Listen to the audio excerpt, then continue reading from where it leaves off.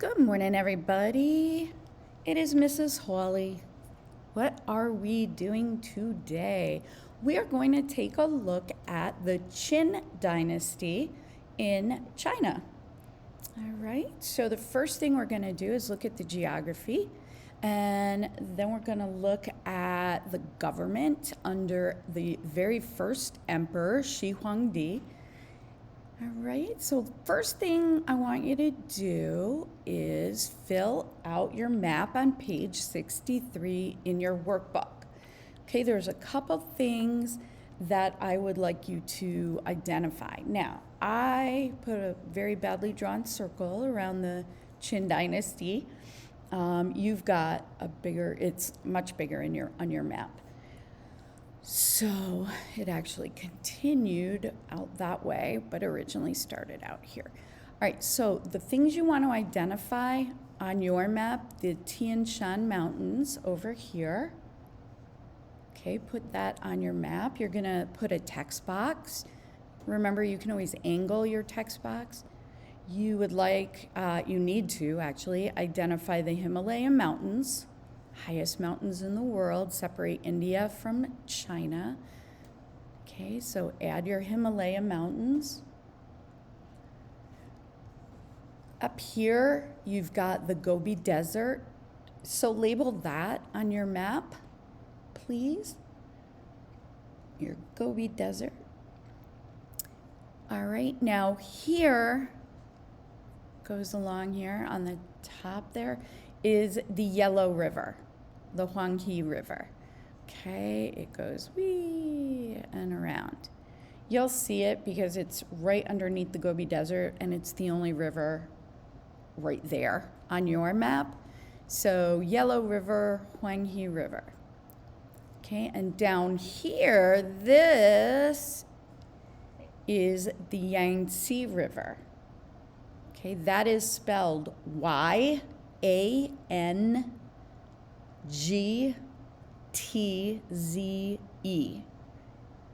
Okay, Yangtze River, Y-A-N-G-T-Z-E. You can always stop the video and maybe make this bigger just so you could see it. All right. Here's the Pacific Ocean, just for reference. You could always put that on your map. Korean Peninsula is well, it's not identified, but it's on your map right there. Here's Mongolia, which is also on your map, with Russia to the north. Okay, so if you need to, please stop your video right now and finish labeling your map, and then we're gonna do a little bit more about the geography. All right, just don't forget to press play to go back.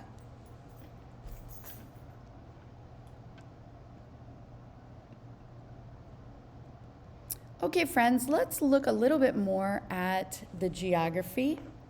Okay, so we know that during ancient days, people established the very first civilizations in China along the Yellow River, the Huanghe River, because the soil was very, very nutritious from that loess, the silt from the bottom of the river. Remember, it was kind of tinted yellow because there were minerals at the bottom that that were yellow in color, and that would be reflected in the water. So the soil was very rich, and they grew a lot of millet, which is a very ancient grain. In the south, because they're located on the Pacific Ocean, people were able to grow rice. They fished a lot. Okay, they ate water chestnuts and lotus flowers, which I've never had. Not a huge fan of water chestnuts either. I don't like their texture, but a lot of people do. All right, in China, you do have those monsoon winds that we talked about when we looked at India. Remember, monsoons are not the rain, monsoons are seasonal winds.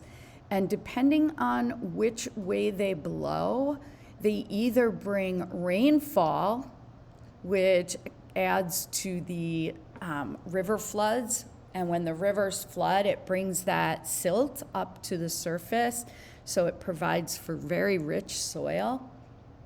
Okay, and then during the other time of year, it blows warm, dry air across the opposite direction, and that helps carry that fertile soil pretty far, and that makes for very good farmland. Okay, we are still on page 63 in your workbook. Remember, you can stop the video at any time so that you can fill in your notes.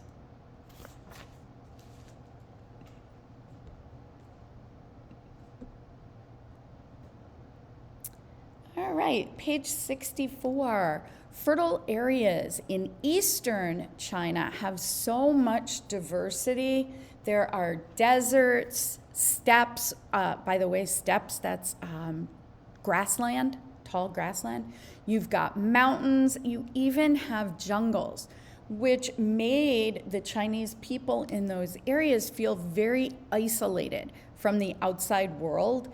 And that is one reason why the Chinese would develop pretty ethnocentric ideas about their civilization being the best and believing that everyone else around them were barbarians and that those people didn't have anything to offer the Chinese. In fact, it says on page 64, unaware of high civilizations in the West. Remember all of those classical civilizations like the ancient Greeks and the Romans? The Chinese believed that their empire occupied what they called the middle of the earth. They felt that they were at the center of the earth and began to call themselves the Middle Kingdom. And again, they believed that they were far superior than the barbarians surrounding them. And all of that is because they were isolated from everyone else by their geography.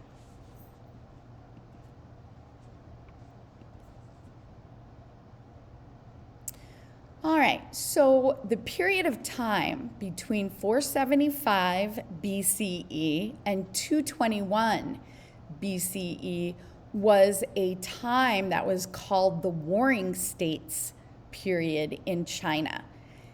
Okay, it was a period of division.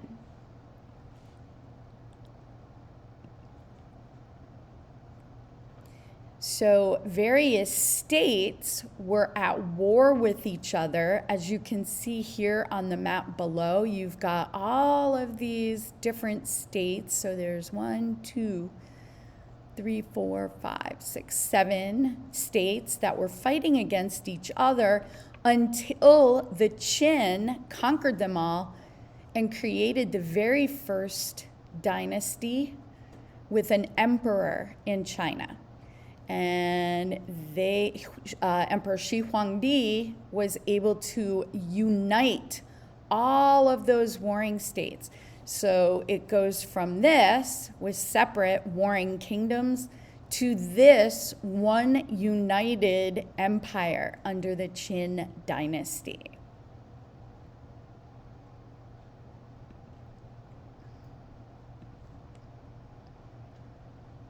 And after conquering the warring states, Shi Huangdi took the title Qin Shi Huangdi, making himself the first Qin emperor. Okay, he will be the first official emperor of what was then a unified China. Okay, we're moving on to page 65. And we're going to look at all of the things that Shi Huangdi did, both good and bad. He divided the land into 36 different areas and put a governor in place in those areas. Each had its own military commander, and that military commander was under the emperor's control. And each of those 36 areas had an inspector appointed by the emperor, and all of these people, the governor, the military commander, and the inspector, all reported to the emperor, all reported to Shi Huangdi. So he was able to create a very strong central government that kept power over the different areas in China. He also relocated thousands of the most influential families to the capital city so that he could keep a close eye on them. In fact, his advisor, Lisa, advised him to do this, to keep a very close eye. Actually, he advised Shi Huangdi to kill them all, but he did actually relocate many of them. This is not an uncommon way that rulers have of preventing rebellion. We're going to see this in two other civilizations, empires that we study later. So keep an eye out for that.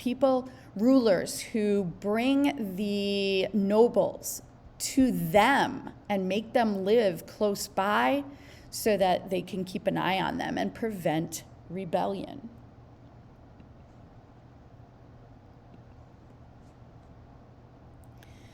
One of the very first things that Emperor Shi Huangdi did was he passed laws ordering that all weapons would be confiscated from everyone except his own army. So all of the peasants, anyone who had a weapon at home, a sword or bow and arrow, those all had to be turned into the government, and those were melted down. They were destroyed. Again, he is trying to prevent future rebellion. So Shi Huangdi began a very long period also of standardization. What is standardization? Standardization is where you make things the same throughout your country, in this case, your empire. And it's a way of unifying. Remember, rulers have to gain power, consolidate their power, bring it all together, and then maintain their power. Standardizing things is one way rulers like Emperor Shi Huangdi was able to consolidate his power. He brought everything together and unified it. So we're going to take a look at several ways now that Qin Shi Huangdi did this. Okay, so we're on page 65 in your workbook. One of the things that Emperor Shi Huangdi did is he standardized the writing systems. Before this, all of the different regions in China had their own languages, their own dialects, and their own form of writing. Now, this is not going to be particularly helpful in creating unity if everyone is writing differently or speaking a different variation of the same language. So, Shi Huangdi standardized the system of writing. Now, down at the bottom of your page, on page 65, it asks you, why would this be a good thing? Why would standardizing the system of writing be a good thing? I'd like you to stop the video right now and answer that question in your workbook, please. Then press play and we'll take a look at that.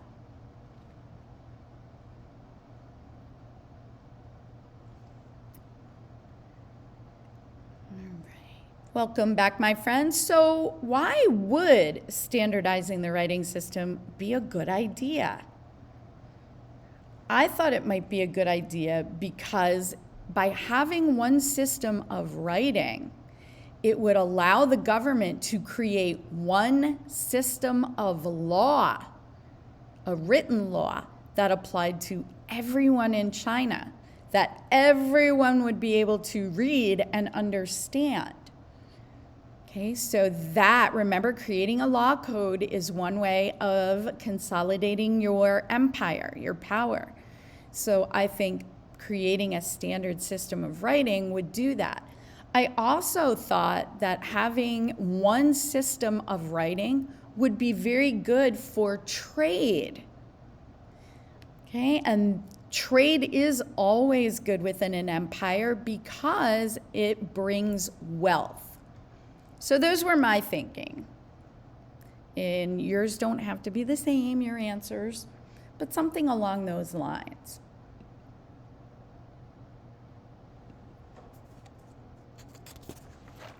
Okay, we are on page 66 in your workbook. We know that the 7 warring states that existed before Emperor Shi Huangdi united China, each of them had walls around their borders for defense. Shi Huangdi destroyed those walls after he took power.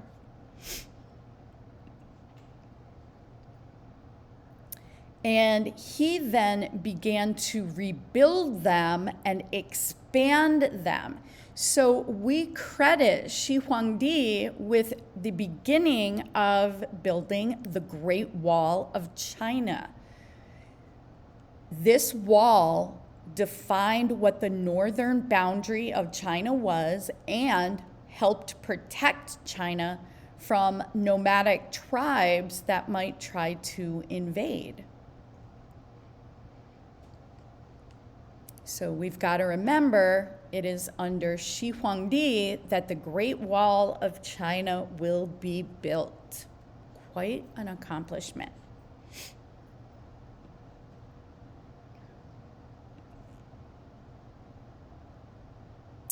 Another thing that Emperor Shi Huangdi did to unify his empire, he wanted to improve trade and transportation throughout the empire. So he built several canals. The Lingqiu Canal is one of the largest. All right. And by creating canals, you create easier ways of transporting goods all throughout the empire, which again brings wealth. Oh, which just answered your question on page 66. Why would building canals be a good thing?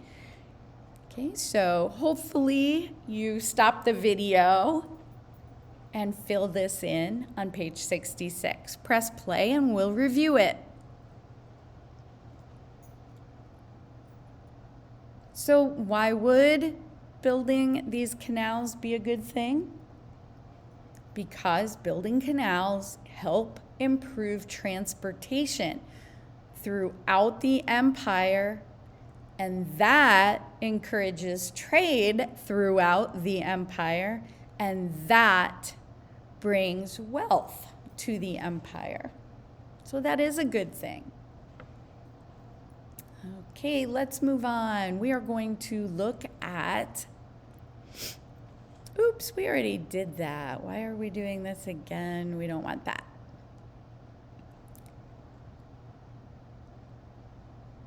Okay, we're going to look at the law. So before Shi Huangdi took power, the rulers of those warring states had been following the ideas of Confucianism.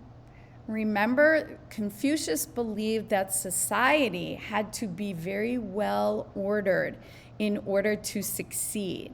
He believed in those 5 relationships, ruler to subject, husband to wife, older sibling to younger sibling, older friend to younger friend, all of those relationships. And these ideas are definitely tied to previous Chinese traditions and strongly influenced by the past. Well, Shi Huangdi is going to change all of this. He does not like the teachings of Confucius because, remember, Confucius said that the rulers had to be very well liked. They had to be fair and good and kind to their people. Instead, Shi Huangdi followed a new philosophy called legalism. Legalism is basically the idea that people are actually selfish by nature, and they're very short-sighted. They only think about the very near future. They don't think long-term. So therefore, social harmony can only come about if you have a very strong central government that has total control over the people, and that you have to have the people being absolutely obedient to the government. It's a very negative philosophy. So the idea that people are always going to want what's best for them. So to control them, you need to have a central government that has all of the power. So under legalism, you will have very strict laws and very harsh punishment. And there's a gentleman on the right-hand side of your page, and he says, I, Lisa, was responsible for most of the radical and cultural changes made in the Qin Dynasty after 221 BCE. And he was. Lisa was Shi Huangdi's assistant, and he is the one who persuades the emperor to order the burning of the old political books. He believed that the only books that should be allowed were ones that talked about medicine or agriculture or prophecy, telling the future. He didn't want anyone looking to the past to make traditions and to make laws. Okay, Lisa, that's how it's pronounced, by the way, Lisa. He believed in legalism, and he's the one that got Emperor Shi Huangdi to follow legalist ideas.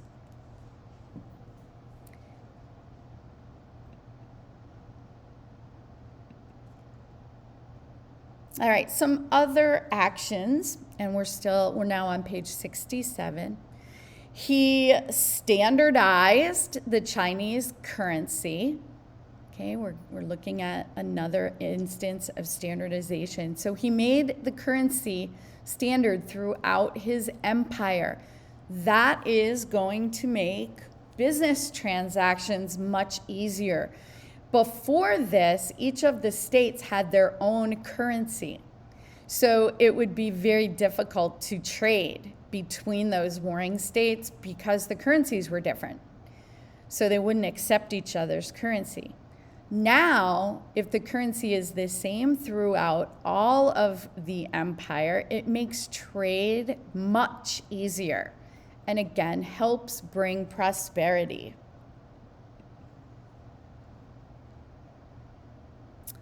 Shi Huangdi standardized the width of cart wheels, the wheels, how far they are apart from each other, so that they would fit on roads. He made the roads the same width, just a little bigger than what the cart wheels would be, so that they would be able to travel across the empire easier. So again, he is making trade easier throughout his empire.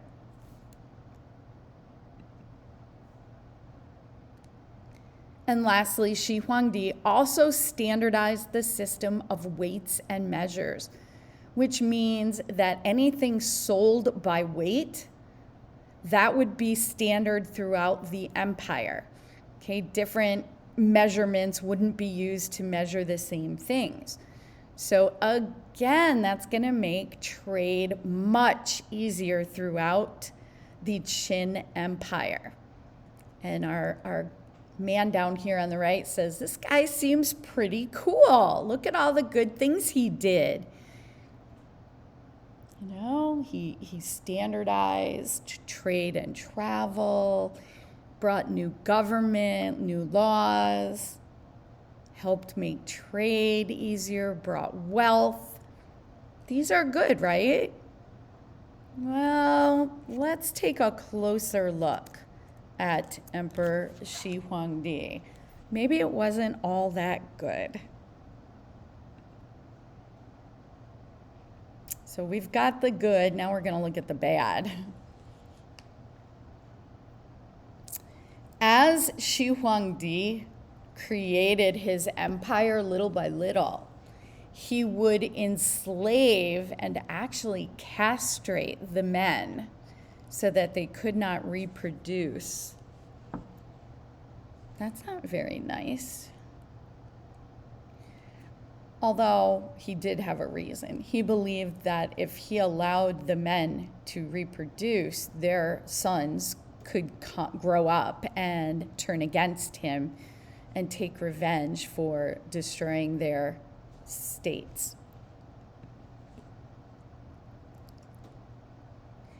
He believed that the history of China should start with him.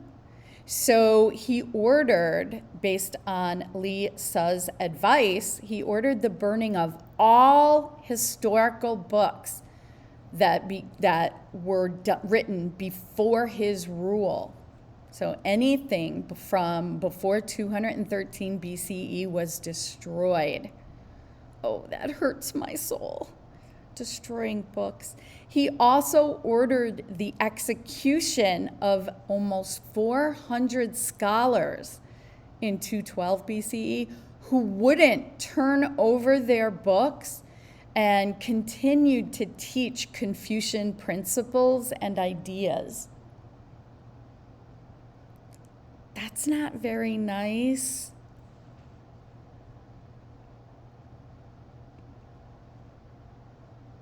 Oops.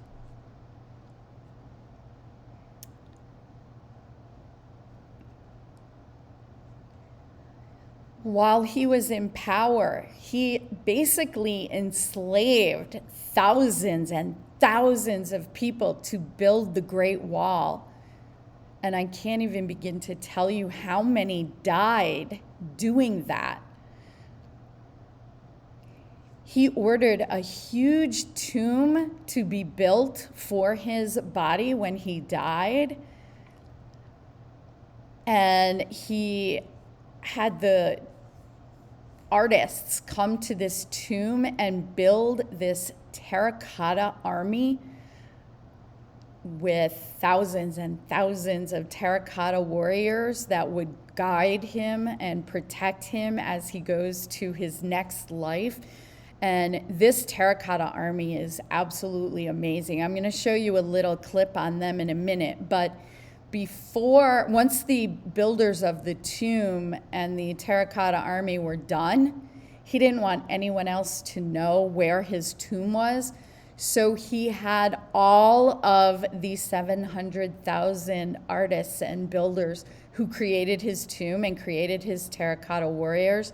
He had them all buried alive. See, our friend here is saying, perhaps I was mistaken. Maybe he wasn't that good. Let's take a look at those terracotta soldiers.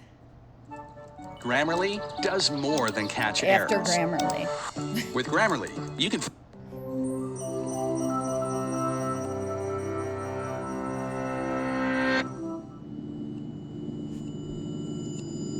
What happens after death? Is there a restful paradise? An eternal torment? A rebirth? Or maybe just nothingness? Well, one Chinese emperor thought that whatever the hereafter was, he'd better bring an army. We know that because in 1974, farmers digging a well near their small village stumbled upon one of the most important finds in archaeological history, vast underground chambers surrounding that emperor's tomb and containing more than 8,000 life-size clay soldiers ready for battle.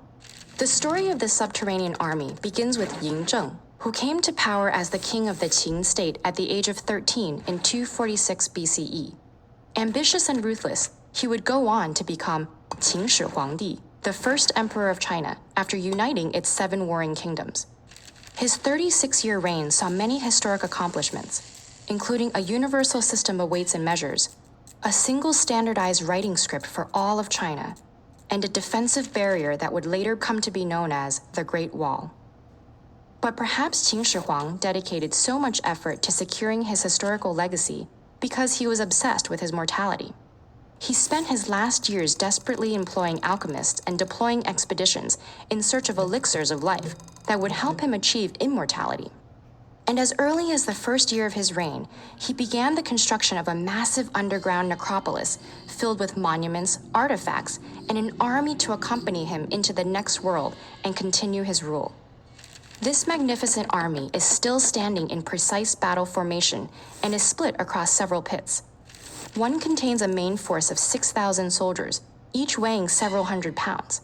A second has more than 130 war chariots and over 600 horses.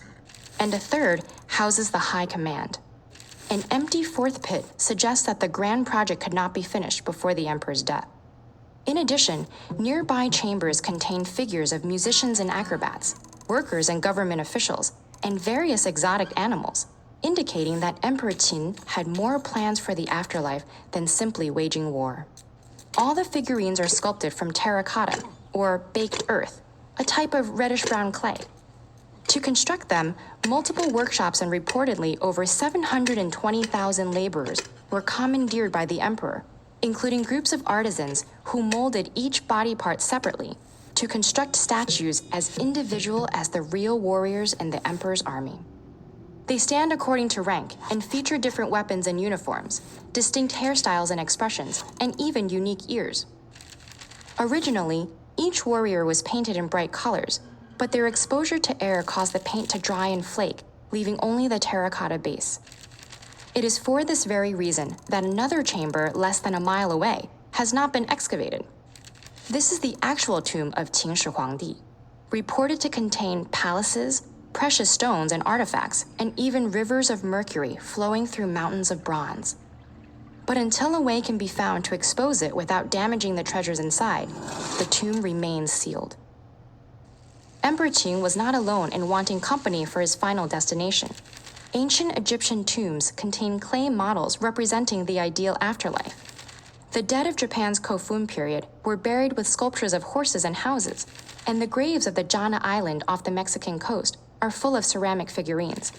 Fortunately, as ruthless as he was, Emperor Qin chose to have servants and soldiers built for this purpose, rather than sacrificing living ones to accompany him, as had been practiced in Egypt, West Africa, Anatolia, parts of North America, and even China during the previous Shang and Zhou dynasties.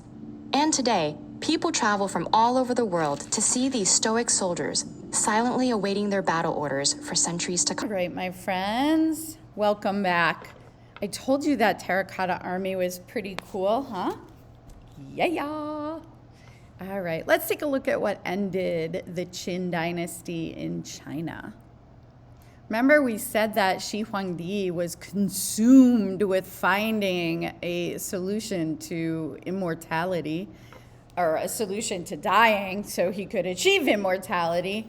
One of the solutions he was given were these pills that he took all the time. Unfortunately, they were filled with mercury, and mercury is poisonous. So it eventually killed him.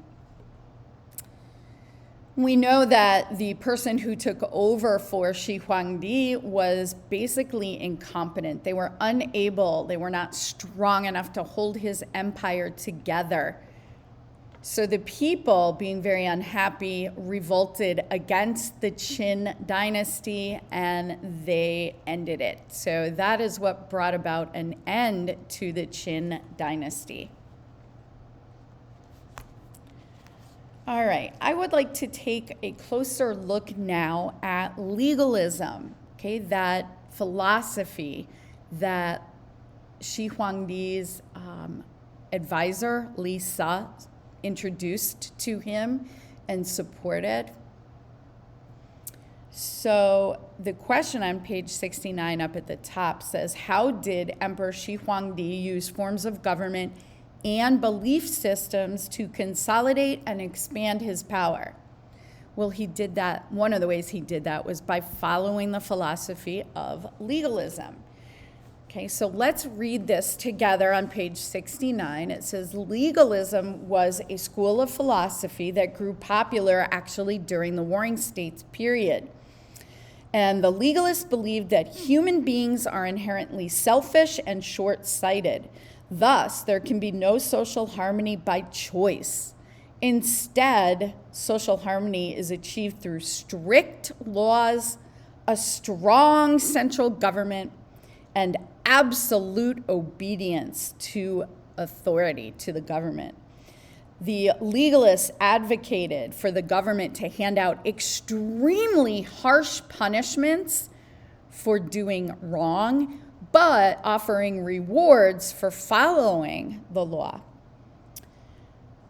They stressed the direction of all human activity toward the goal of increasing the power of the ruler and the state.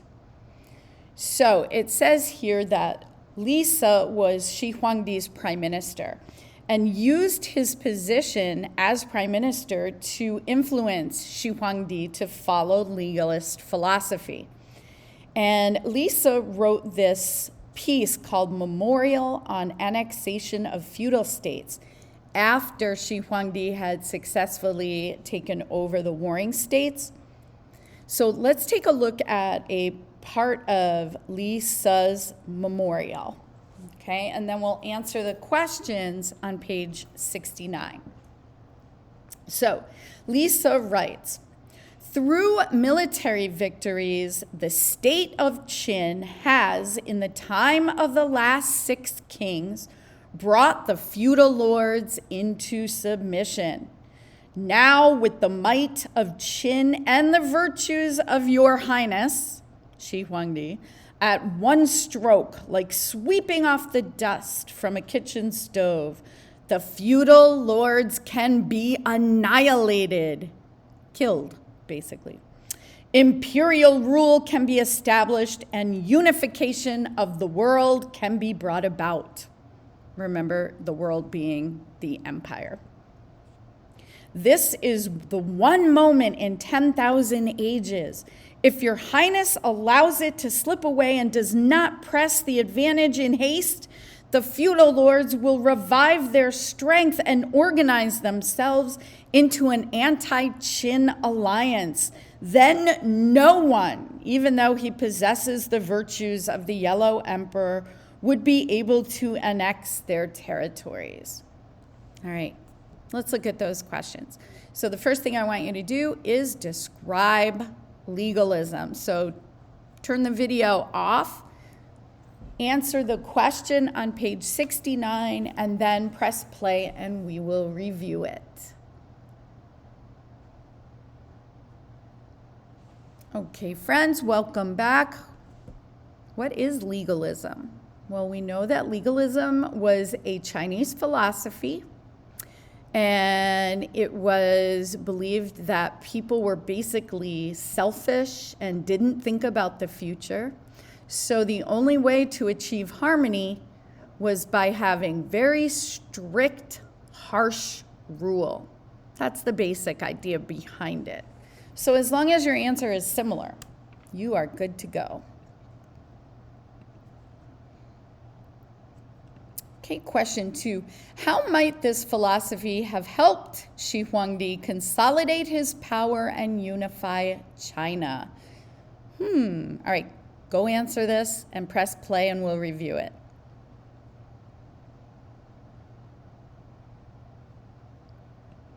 All right, friends, here's what I said. I said because Shi Huangdi used these strict laws, I probably should have mentioned, and very strict punishments by using a strong central government and demanding absolute obedience, people were basically afraid to go against him, so they followed the laws. So that's how he unified his power. He consolidated it and unified China under this one legal idea. So, according to Lisa, how did Shi Huangdi bring the feudal lords into submission? I'll give you a hint. It's in the very first line. Go answer that. Come back when you're done.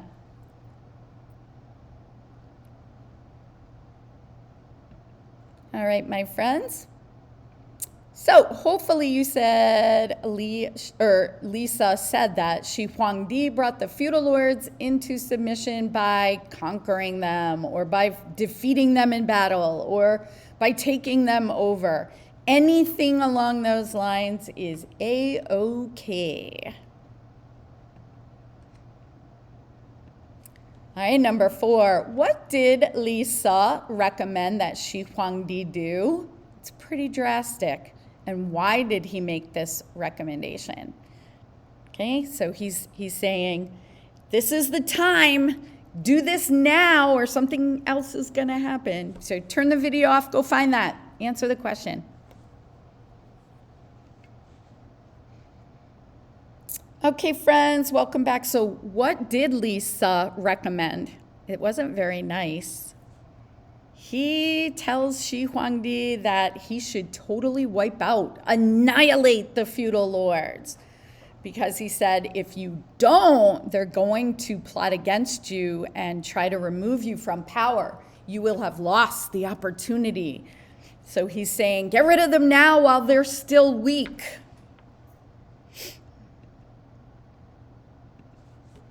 Okay, last one. What do you think was the purpose Lisa had in mind when he wrote this piece? What do you think? So stop the video, go answer this question. I have my own ideas, but we'll see what you think first. All right, friends, so what do you think was the purpose Lisa had in mind when he wrote this? I'm looking at Lisa and his goals. I think that Lisa is really happy being the king's prime minister, being the emperor's prime minister. So he wants Emperor Shi Huangdi to do whatever is possible to keep his power, right? So he is encouraging Shi Huangdi to adopt legalism so that the emperor can stay in power, so Lisa can stay in power in his position. That was what I thought. I don't know if that's correct, but it sounded good to me at the time. All right, my friends. So, what I would like to do now is look at a piece from what's called the Records of the Grand Historian. So we're on page 70.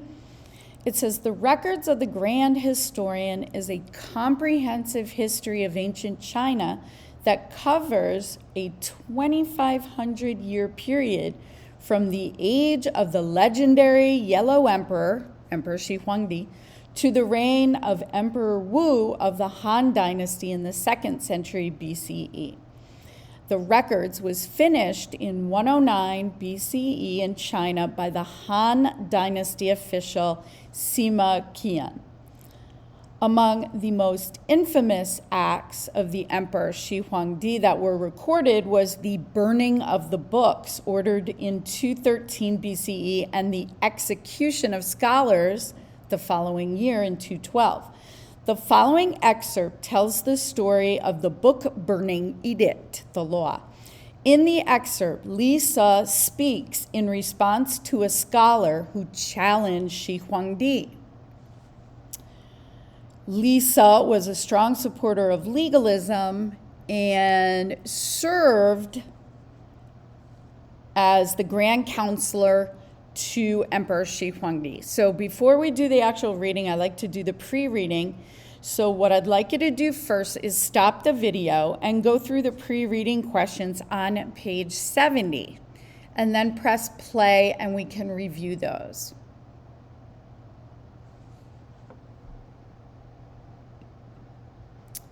All right, welcome back, friends. So we want to know who wrote or recorded what became known as the Records of the Grand Historian.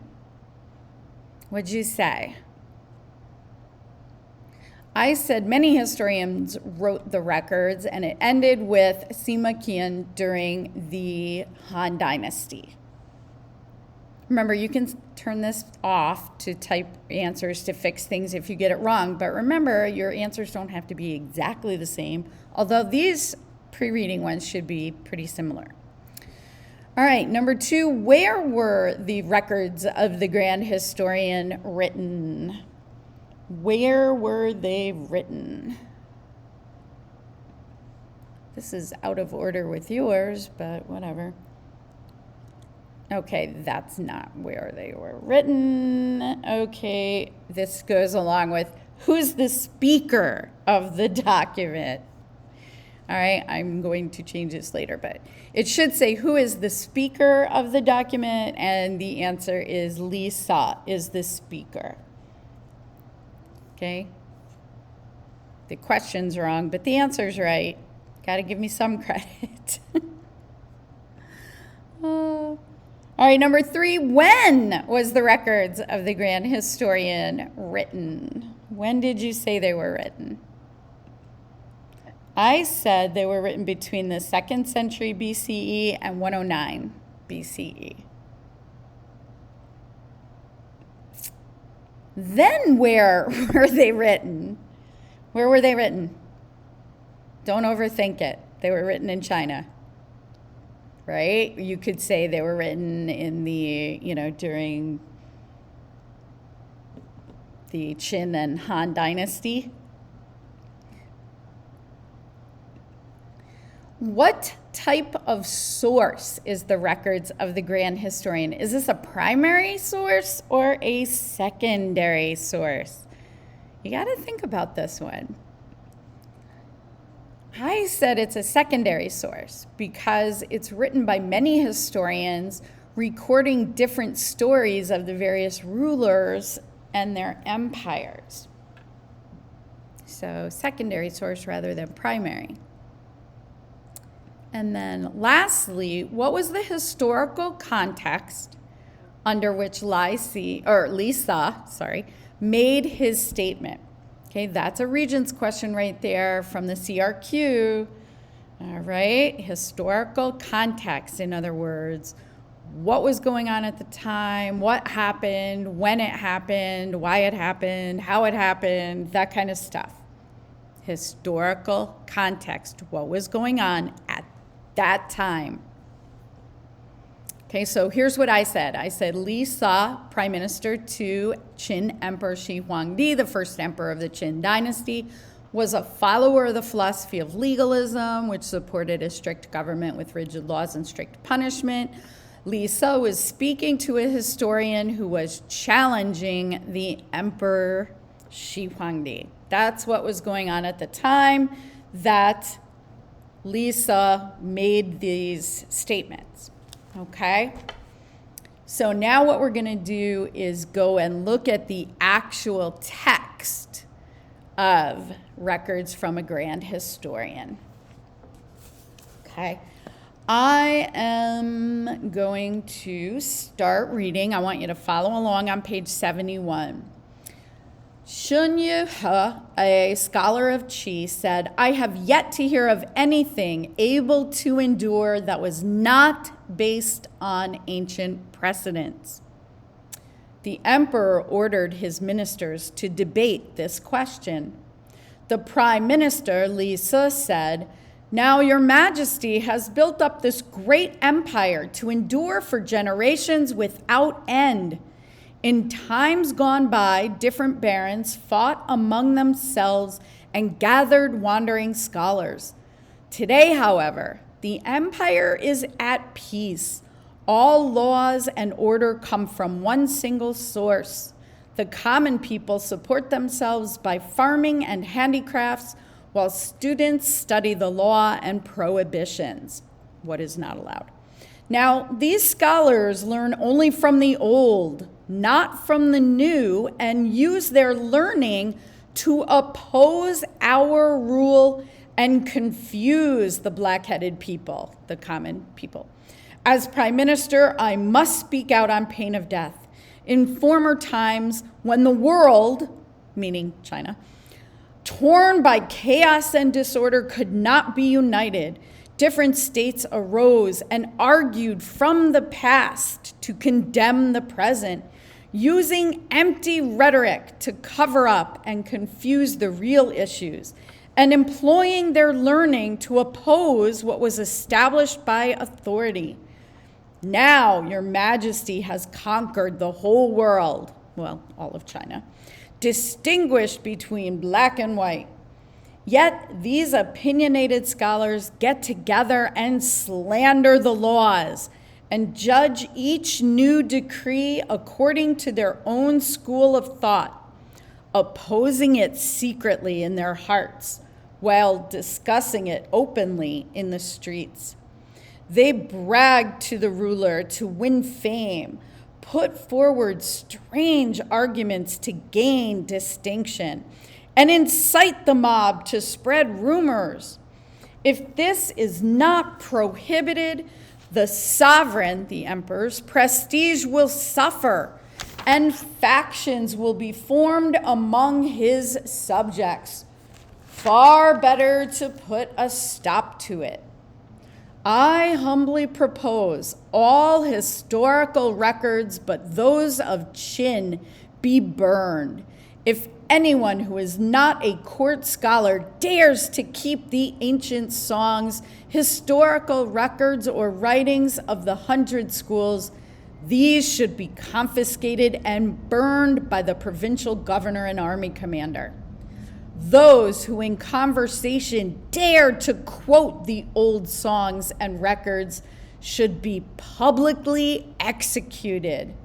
And because of this, Chinese tradition claims that 400 Confucian scholars were buried alive in a common grave and others were stoned to death. Those who use old precedents to oppose the new order should have their families wiped out, and officers who know of such cases but fail to report them should be punished in the same way. If 30 days after issuing of this order, the owners of these books have still not had them destroyed, they should have their face tattooed and be condemned to hard labor at the Great Wall. The only books which need not be destroyed are those dealing with medicine, divination, and agriculture. Those who want to study the law can learn it from the officers. The emperor has sanctioned this proposal. All right, so let's look at these questions. All right, number 1 says, in lines 6 through 10, Lisa describes the great achievements of Shi Huangdi.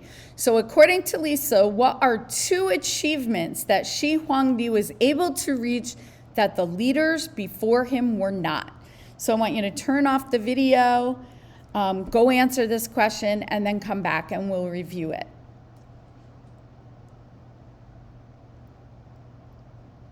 All right, welcome back, friends. So according to Lisa, 2 things Shi Huangdi was able to do was create peace in the empire. He created unified law. And he says that farmers and craft workers were finally able to support themselves. So I did 3 things, but you could do 2 of them or 3. It's okay. All right, let's look at question 2. According to lines 18 through 23, what are the opinionated scholars doing and saying in response to the reforms made by Shi Huangdi? And how does Lisa feel about their actions? That should be a question mark. All right, I want you to stop the video, go answer this question, and then come back to check.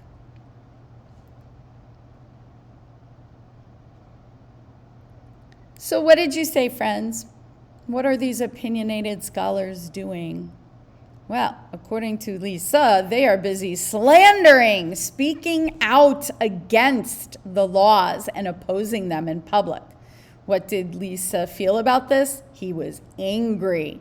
He wanted to stop them from speaking out against the laws and speaking badly about them. Right? Okay, number 3, what does Lisa suggest that Shi Huangdi do in response to these opinionated scholars? What should he do to them? Okay, stop the video, go answer the question, and press play to review. Thank you.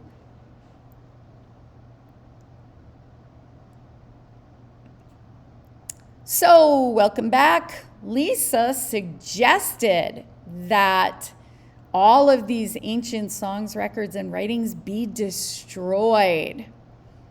That is what he suggested. So, what does he say would be the consequence for those who dare to quote the old songs and records? Lines 29 to 31. Stop the video, go answer, come back and we'll review. All right, welcome back, friends. So what did Lisa say should be the consequence for people who dare to quote the old songs and records? I believe he said they should be publicly executed. Ooh, not nice. Let's move on to number 5. So what would be the consequence for those who continue to use old precedents, old examples, to oppose the new order, to oppose Shi Huangdi's rule?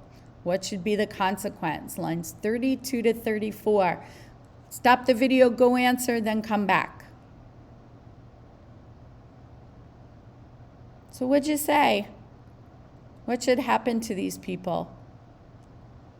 He said they should have their families killed. So don't only execute them, but wipe out their whole families. Youch.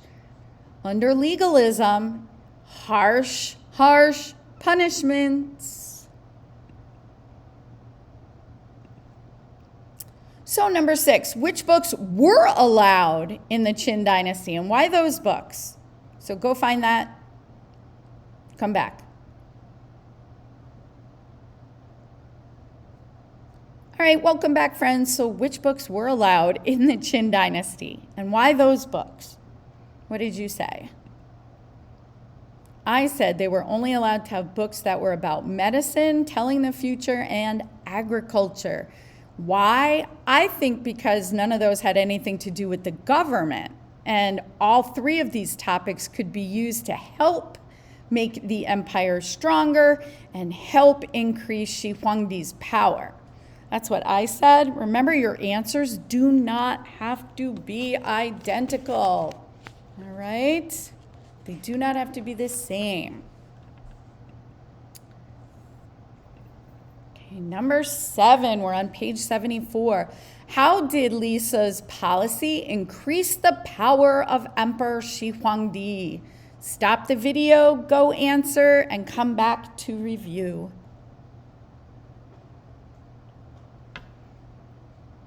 All right, friends, so how did Lisa's policy increase Shi Huangdi's power? I said it increased the emperor's power by getting rid of all of his opposition and any old ideas that might go against the emperor's new ideas and laws.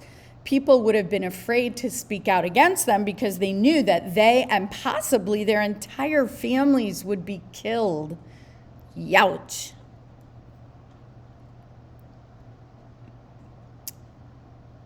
Okay, number 8. To what extent, so that means great extent, some extent, no extent, might Shi Huangdi's treatment of his opponents diminish or lessen his success. So he did a lot of really great things for China, but did the bad things outweigh the good things? That's what this is asking. So go put some thought into this. Look at the good things he did, look at the bad things, stop the video, answer the question, and come back to review.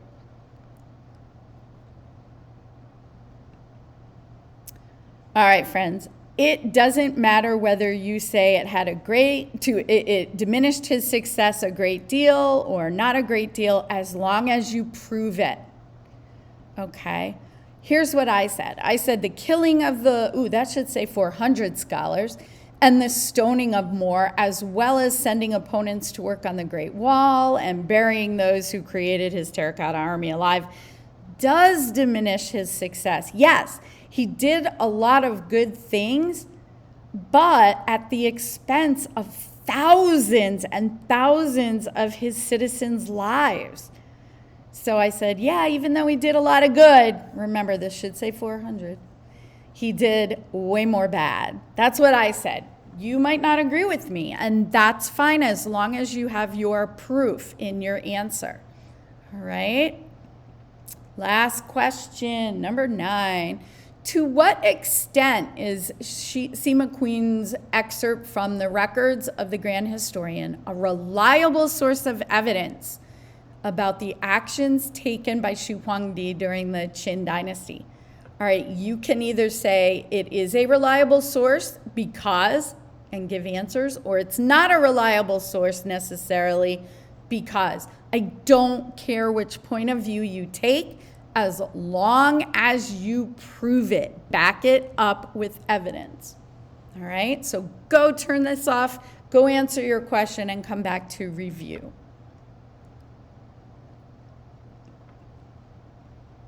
All right, friends, welcome back. I said, although the records were written by historians, Sima Queen's excerpt was not written when Shi Huangdi was emperor, so it might not be reliable. We don't know whether whoever originally wrote that part or gave them that information was there at the time Lisa supposedly suggested these ideas, so we don't know if it's actually true. So that makes it possibly unreliable. All right, that's what I said. You might disagree, and as long as you prove it, that is fine. All right, friends, we did it. We have looked at the Qin Dynasty rise and fall. So until next time, my friends, I will talk to you soon.